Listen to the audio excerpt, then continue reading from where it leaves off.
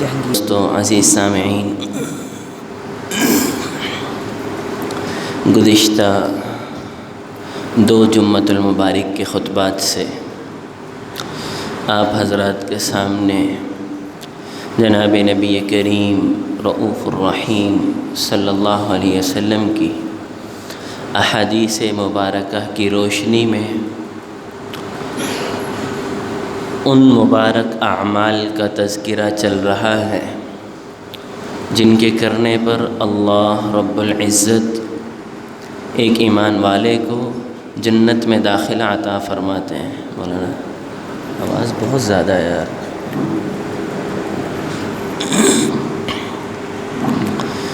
وہ خوبیاں، وہ صفات جن کی برکت سے اللہ رب العزت کسی بھی ایمان والے کو جنت میں داخل عطا فرماتے ہیں، ان صفات کا تذکرہ چل رہا تھا۔ اور کم کر دیں ایکو بالکل ختم کر دیں۔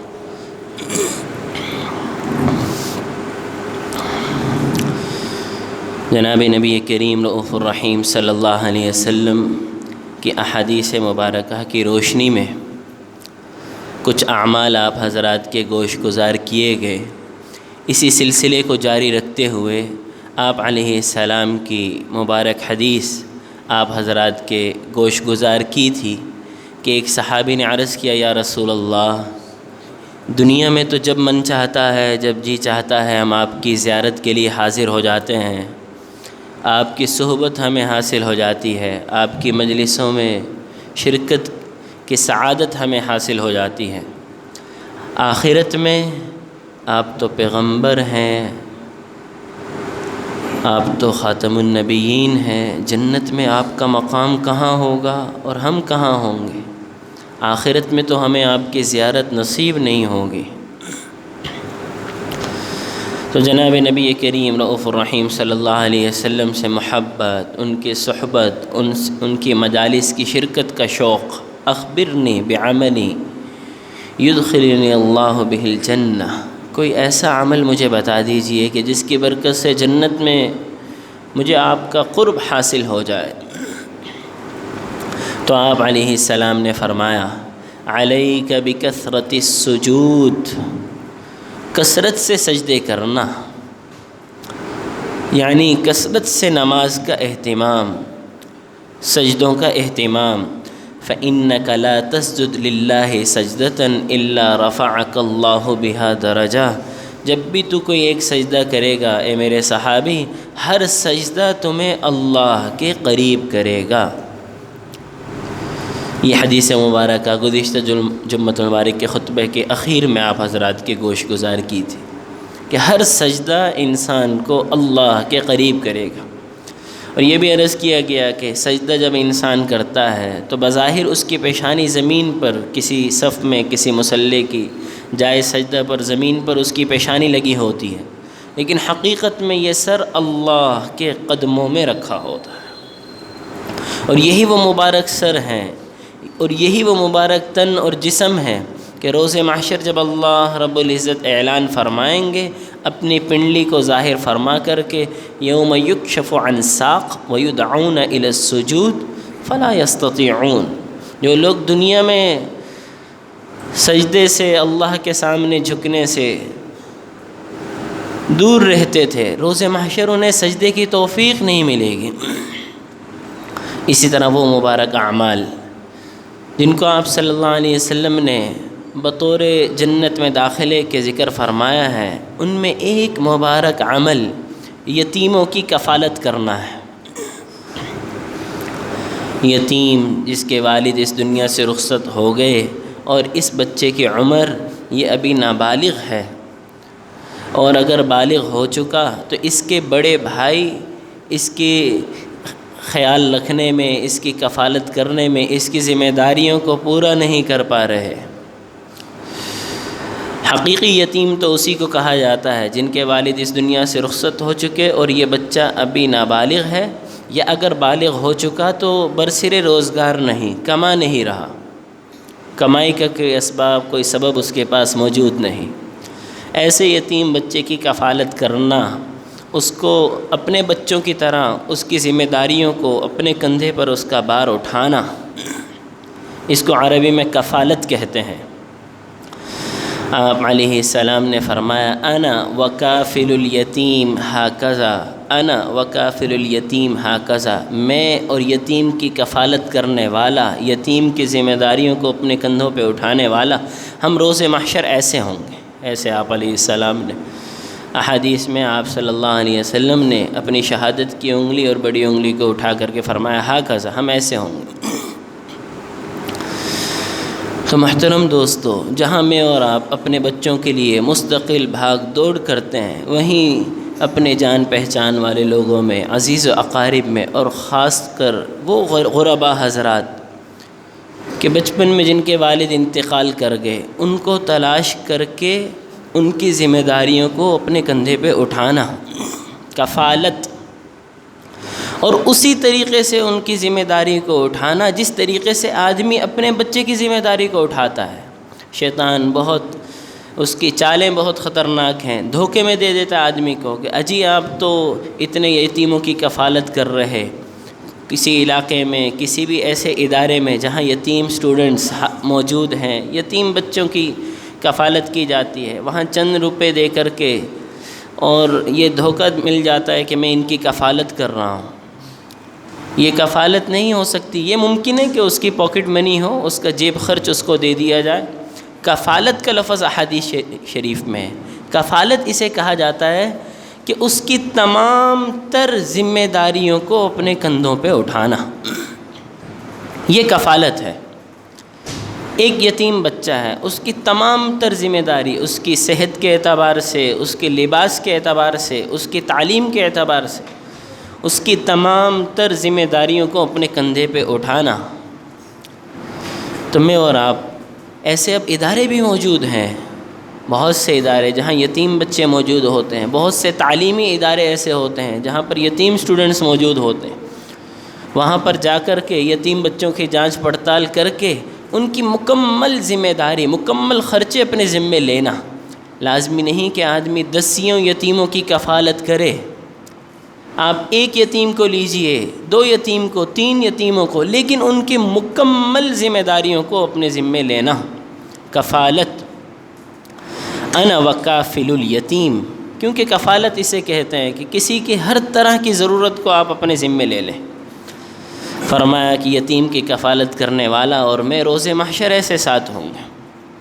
اور اسی طرح جناب نبی کریم رؤوف الرحیم صلی اللہ علیہ وسلم نے فرمایا من عال جاریتین حتی تبلغا، اگر کسی کے ہاں اللہ رب العزت نے 2 بیٹیاں، کم از کم 2 بیٹیوں سے نوازا ہو، اللہ رب العزت نے 2 بیٹیوں جیسی نعمت سے نوازا، اور اس نے ان کی تربیت کی اور اچھی تربیت کی، اچھا سا نام رکھا، پھر اچھی تربیت کی، اچھی تعلیم دی، حتیٰ تبلغا، یہ بچیاں جوان ہو گئی، پھر بہت اچھے طریقے سے انہیں رخصت کر دیا، تو اب آپ کی ذمہ داری پوری ہو گئی۔ فرمایا جاء یوم القیامت انا وہو ہاکذا، یہ صاحب جنہوں نے 2 بچیوں کی پرورش کی، انہیں پالا پوسا، جوان کیا اور ان کی شادی کا انتظام کیا اور انہیں ان کے گھر کا کر دیا، یہ ایمان والا، ان 2 بچیوں کا والد اور میں قیامت کے دن ایسے ساتھ کھڑے ہوں گے، ایسے ساتھ کھڑے ہوں گے۔ اولاد اور اولاد میں بیٹیاں اللہ کی بہت بڑی نعمت۔ تو محترم دوستو، یہ مبارک اعمال، کتنے مبارک اعمال جناب نبی کریم رؤوف الرحیم صلی اللہ علیہ وسلم کے مبارک زبان مبارک سے نکلے ہوئے ارشادات، جن پہ عمل کرنا انتہائی آسان۔ اسی طرح جناب نبی کریم رؤوف الرحیم صلی اللہ علیہ وسلم کے مبارک حدیث کا مفہوم ہے، بخاری شریف میں بھی ہے، مسلم شریف میں بھی ہے، حضرت عمر بن خطاب رضی اللہ تعالیٰ عنہ کی روایت ہے۔ اتنا آسان عمل ہے جنت میں داخلے کا، اتنا آسان عمل ہے، آپ جب سنیں گے تو آپ حیران ہو جائیں گے، لیکن شیطان کی چال اتنی خطرناک ہے کہ وہ بہت سے آسان اعمال سے ہمیں اس نے دھوکے میں رکھا ہوا۔ فرمایا جب اذا اذن المؤذن، جب مؤذن اذان دیتا ہے،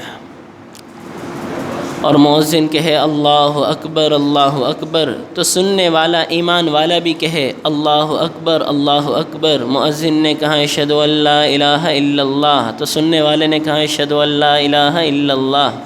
مؤذن نے کہا اشہد ان محمد الرسول اللہ، سننے والے نے کہا اشہد ان محمد الرسول اللہ۔ مؤذن نے کہا حی علی الصلاۃ، سننے والے نے کہا لا حول ولا قوۃ الا باللہ۔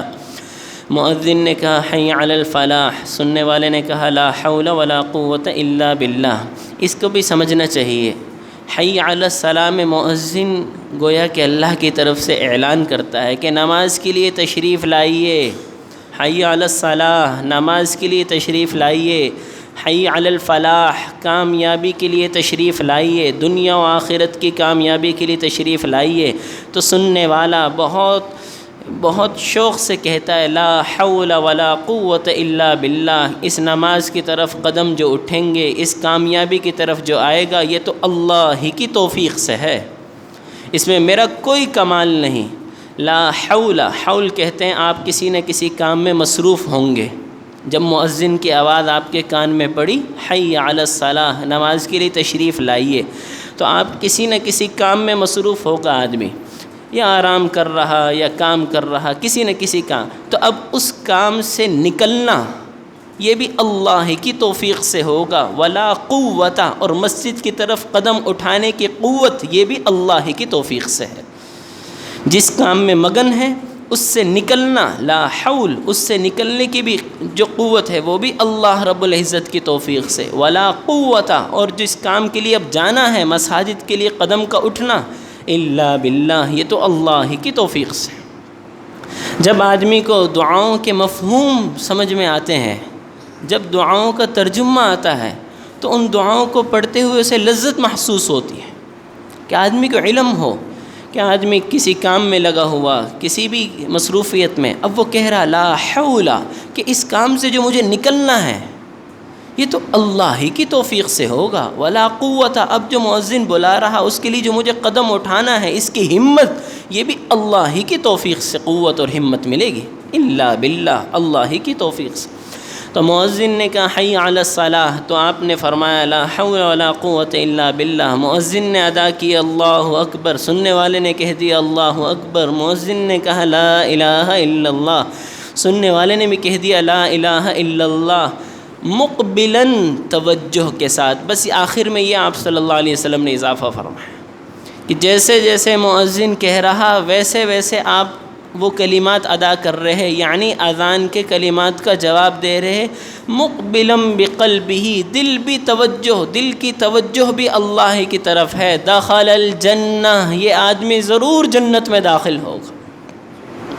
کتنے مبارک اعمال ہیں کہ جب اذان ہو تو محترم دوستو کسی بھی کام میں ہم مصروف ہوں تو اس کام کو چھوڑ کر کے توجہ سے اذان کو سننا،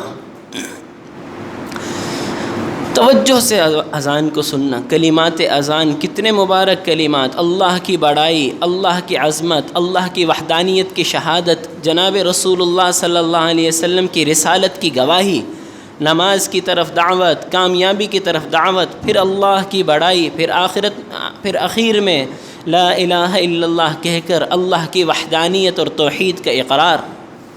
توجہ سے سننا، مقبلاً بقلبہ، دل بھی اللہ کی طرف متوجہ ہو، اور زبان سے جیسے جیسے مؤذن کہہ رہا ویسے ویسے میں اور آپ جواب دے رہے۔ فرمایا دخل الجنہ، یہ جنت میں ضرور داخل ہوگا۔ کتنے مبارک اعمال ہیں۔ دعا ہے اللہ رب العزت ان تمام اعمال کو، اور اسی طرح جو اعمال ابھی مزید ذکر کیے جائیں، ہم اپنی زندگی میں ان کو نافذ کریں۔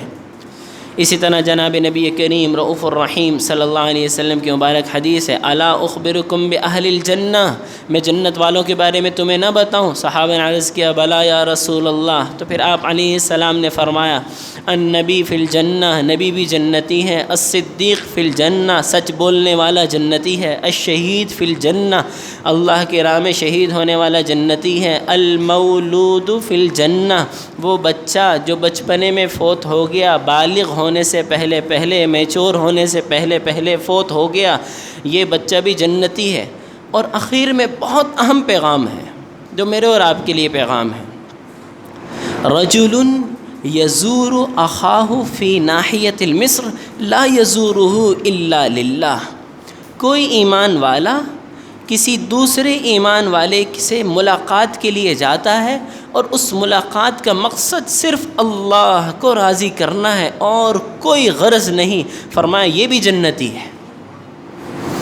رجل یزور اخاہ فی ناحیۃ المصر، ایک آدمی دوسرے آدمی کی زیارت کے لیے، ملاقات کے لیے ملنے جا رہا، فی ناحیۃ المصر، شہر کے ایک دوسرے کنارے کے، یعنی اتنا لمبا سفر کر رہا، اور صرف لا یزورہ الا للہ، صرف اللہ کی رضا، اللہ کی خوشی کی خاطر کہ یہ میرا ایمان والا بھائی ہے، میں اس کا حال احوال پوچھ لوں، میں اس کی خیریت معلوم کر لوں، میں اس کی صحت معلوم کر لوں، اور کوئی غرض نہیں۔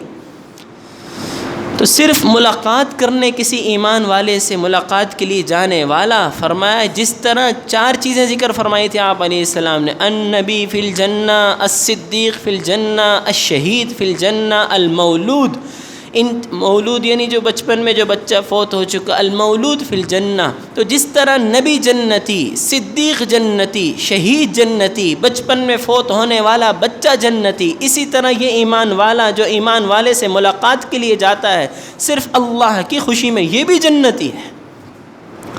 تو میں اور آپ اپنی مصروفیات میں ایک یہ عمل بھی ہے، اس کا بھی ہم اضافہ کریں کہ اپنے دوست احباب سے صرف اللہ کی محبت میں ملاقات کے لیے جائیں، صرف اللہ کی محبت میں۔ انسان کو ضرورت پڑتی ہے تو ضرورت میں تو آدمی جاتا ہی ہے، کسی نہ کسی کام سے، خدا نہ خواستہ کوئی غمی کی خبر آ گئی، کوئی بیماری آ گئی، اس میں تو آدمی جاتا ہی ہے۔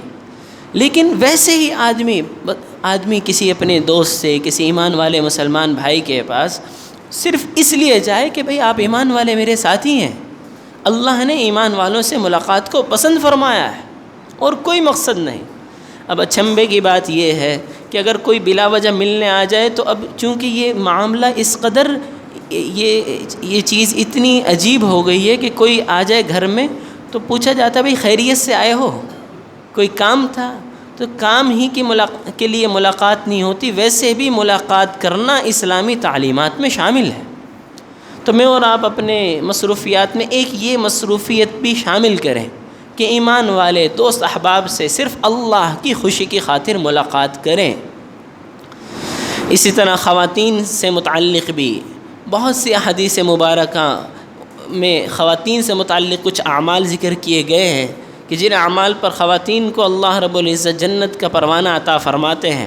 آپ علیہ السلام نے فرمایا الودود، ایسی خاتون جو اپنے شوہر سے انتہائی محبت کرنے والی ہو، الولود، ایسی خاتون جو بہت بچے جننے والی ہو، العود، ایسی خاتون جو ناراضگی کی صورت میں پلٹ کر اپنے شوہر کی طرف پہل کرنے والی ہو، التی اذا غضب زوجها، جب اس کا شوہر اس سے ناراض ہو، جاءت حتی تضع یدها فی یدہ، ناراض ہو اس کا شوہر، یہ عورت پہل کرے اپنے شوہر کی طرف آئے اور اپنا ہاتھ اپنے شوہر کے ہاتھ میں رکھ لے اور پھر کہے لا اذوق غمزا حتی ترضى، میں ایک لقمہ بھی اس وقت تک نہیں کھاؤں گی جب تک کہ آپ راضی نہ ہوں۔ فرمایا یہ خاتون جو اپنے شوہر کو راضی کرنے میں پہل کرے، تدخل الجنہ، یہ ضرور جنت میں داخل ہوگی۔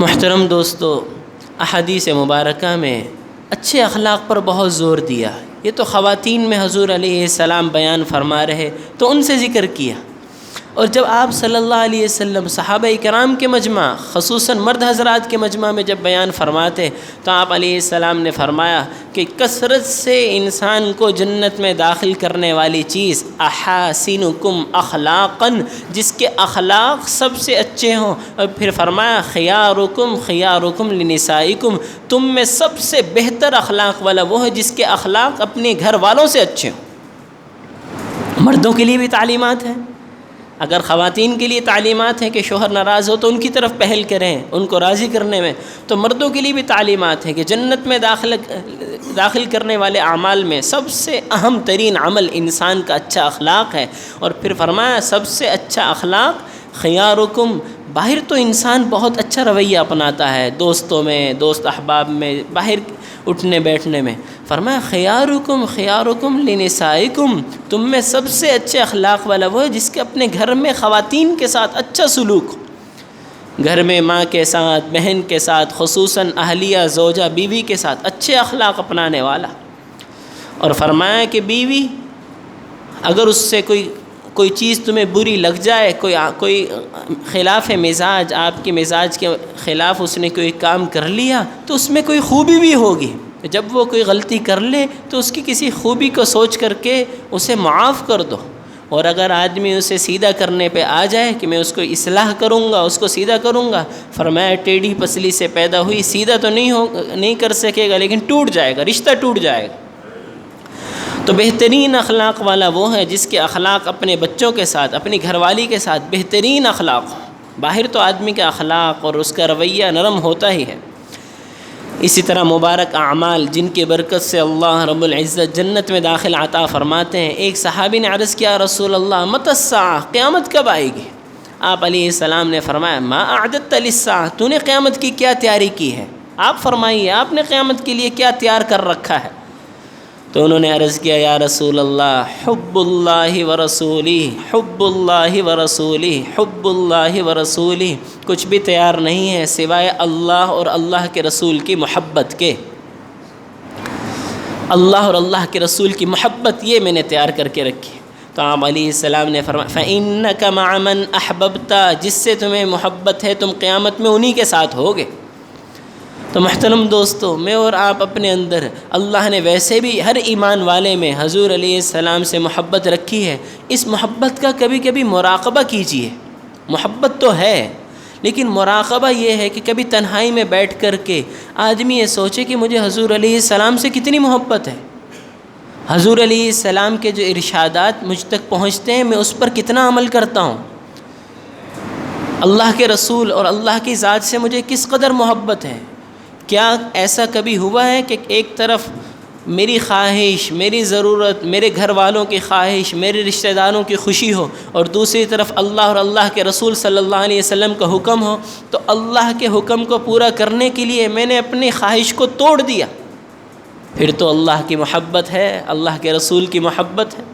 اور اگر آدمی زبان سے تو کہہ رہا کہ میں عاشق رسول ہوں، مجھے اللہ کے رسول سے محبت ہے، لیکن کردار میں جب بھی دو رائے آتی ہیں، ایک طرف حضور کا طریقہ اور ایک طرف اپنی خواہش، اپنے گھر والوں کی، بیوی بچوں کی، رشتہ داروں کی خواہش آتی ہے، تو اللہ کے حکم کو توڑ دیا جاتا ہے، اپنی خواہش کو پورا کر لیا جاتا ہے۔ تو پھر غور کرنے کی بات ہے، پھر ہمیں ذرا سوچنا ہے۔ تو اللہ کے رسول کی جہاں ہم محبت کا اقرار کرتے ہیں اپنی زبان سے، وہیں حضور کی محبت ہمارے کردار سے بھی جھلکے، ہمارا کردار بتائے کہ یہ محمدی ہے، ہماری گفتار بتائے کہ یہ محمدی ہے، ہمارا رہن سہن بتائے کہ یہ محمدی ہے، یہ آپ صلی اللہ علیہ وسلم کا ماننے والا ہے۔ ہماری گفتگو سے وہ چاشنی، وہ محبت، وہ اپنائیت ظاہر ہو جو حضور علیہ السلام کی گفتگو سے ظاہر ہوتی تھی۔ میں اور آپ یہ تو عہد کریں کہ انشاءاللہ اپنی زبان سے کبھی گالم گلوچ نہیں کریں گے، اپنی زبان سے کبھی کسی کو طعنہ نہیں دیں گے، کبھی کسی پہ تنقید نہیں کریں گے، کبھی کسی کا پر ہنسی مزاح نہیں کریں گے۔ ایک مذاق ہوتا ہے، ایک مزاح ہوتا ہے۔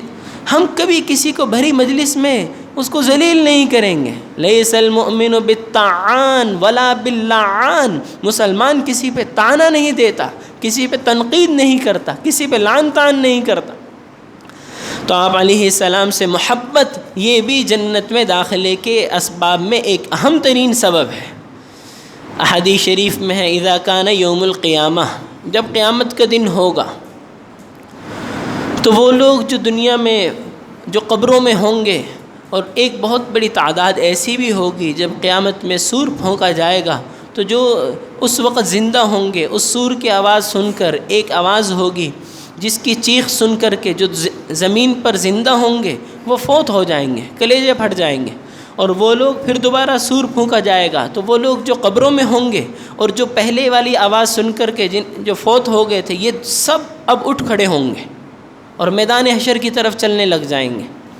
تو قبروں سے جب لوگ نکلیں گے، آدم علیہ السلام سے لے کر کے اس قیامت کے دن تک جتنے افراد اس دنیا سے رخصت ہو گئے قبروں میں، یہ سب جب اپنی قبروں سے نکلیں گے، یمت اللہ لطائفۃ، اللہ رب العزت کچھ افراد ایسے ہوں گے جن کے ہاتھوں کے ساتھ اللہ رب العزت پر لگا دیں گے، پر پیدا ہو جائیں گے۔ جس طرح پرندوں کے پر ہوتے ہیں، اس طرح ان کے ہاتھوں کے ساتھ بازوؤں کی صورت میں پر لگے ہوں گے، اور باقی لوگ چل رہے ہوں گے، یہ لوگ اپنے پروں سے اڑ رہے ہوں گے۔ اڑتے اڑتے لا یرون صراطا ولا یرون حسابا، نہ یہ میدان حشر میں جمع ہوں گے، نہ یہ پل صراط کی سختی کو دیکھیں گے، نہ ان سے حساب کتاب ہوگا، یہ سیدھے جنت میں داخل ہو جائیں گے۔ تو باقی لوگ تو ابھی حساب کتاب کی سختیوں میں، حشر کے میدان میں، پریشانی میں، تو اہل جنت میں، جنت کے جو فرشتے جو جنت میں خدمت پہ معمور ہیں، وہ ان سے پوچھیں گے انتم انبیاء، کیا تم اللہ کے پیغمبر نبی ہو؟ وہ کہیں گے نہیں، ہم تو نبی بھی نہیں۔ انتم رسول، کیا تم اللہ کے رسول تھے؟ وہ کہیں گے نہیں، ہم رسول بھی نہیں۔ من انتم، پھر کون تھے تم؟ وہ کہیں گے من امت محمد صلی اللہ علیہ وسلم، ہم آپ صلی اللہ علیہ وسلم کی امت ہیں۔ تو فرشتے کہیں گے بما نلتم هذه المنزلہ، یہ مقام و مرتبہ تمہیں کیسے حاصل ہو گیا کہ بازوؤں میں پر لگے ہوئے، بغیر حساب کتاب کے، بغیر پل صراط کی سختی دیکھے جنت میں داخل؟ بما نلتم هذه المنزلہ، یہ مقام تمہیں کیسے حاصل ہوا؟ تو یہ جواب بہت اہم ہے۔ یہ فرمائیں گے کننا اذا خلونا نستحیی ان نعصی اللہ، ہم جب بھی تنہائی میں ہوتے تھے، کبھی بھی تنہائی میں اللہ کی نافرمانی نہیں کی۔ اللہ کی نافرمانی کرنے سے ہمیں حیا آتی تھی۔ بھرے مجمع میں تو انسان گناہ نہیں کرتا، کہ دوست احباب جان پہچان والے ان کی حیا رکھتا ہے آدمی۔ کننا اذا خلونا، جب ہم تنہائی میں ہوتے تھے۔ ایک بڑا طبقہ ہمارے نوجوان بھائیوں کا، دوست احباب کا موجود ہے، ہمارے لیے خاص پیغام ہے کہ جب 4-5 دوست بیٹھے ہوتے ہیں، ماں باپ کے سامنے، دوست احباب کے سامنے، انسان گناہ نہیں کرتا۔ اصل انسان کے امتحان اور آزمائش اس وقت ہے اذا خلونا، جب آدمی خلوت میں ہو، اکیلا ہو، تنہا ہو، تنہائی میں ہو، کوئی اور اس کے ساتھ نہ ہو۔